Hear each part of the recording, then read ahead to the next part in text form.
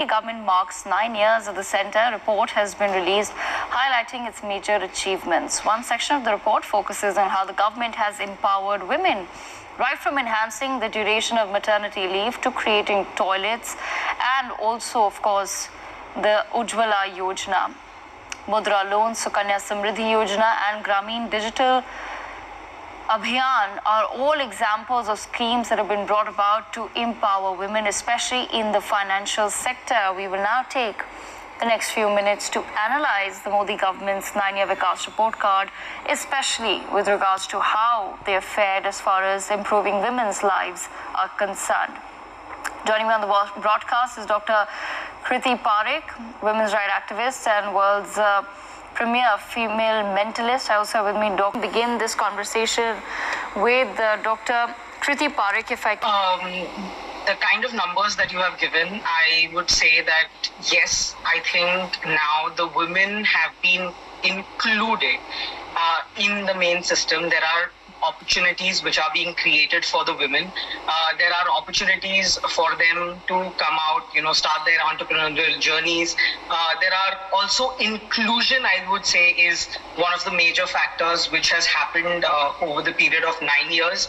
However, much more really still needs to be done in order to have the women come into seats of power, for them to actually come in and make a difference in this era. So I think there's a lot more which needs to be done. And if you look at these figures, they are only expression of the inclusion factor, as I mentioned, because the Jan Dhan accounts, they are being brought into the main system, but now they need to be empowered to lead and lead from the front. Absolutely. Pertinent point there, Joyita. Point there by Joyita. Let me bring back Dr. Parekh. Dr. Parekh, if you could identify one sector, ma'am, where you would want the government to perhaps focus on in their next phase, what would that be?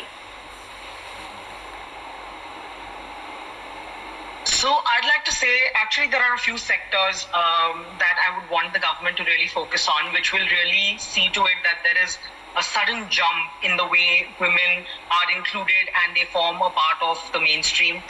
One is financial independence with an ease. So the way the Mudra loans or the way different schemes are being provided to the women, I think if there is a little more ease or a little more easier way that you can provide it to them, I think more and more people and more women will be able to access it and thereby make the best use of it. The second thing I'd like to say is there are so many schemes which have come for women, but there still needs to be a lot of awareness created about it, especially in the rural areas, whereby again the people can know what the rights are and go and ask for their rights. I think today women with the education and the facilities which are being provided to them have become more independent, have started to have a thought process of their own. So if we are able to provide them more awareness on the ground level, I think they will be able to approach to all these facilities in a much better way. And obviously it's going to be about even telling them about the rights that they have, because a lot of times in society they are still tried to be suppressed and said, no, this is all that you can do, and beyond this point you will not be able to go, or you should not go beyond this point, giving them different socio-cultural excuses or different topics that is told to them, or how they are brought up. So I think if you are able to also give them an awareness about their own rights, I think women are smart enough, and it's been over history, we've seen that every time a woman has got an opportunity and she has known about her rights, she's always gone and made a mark for herself. Okay, all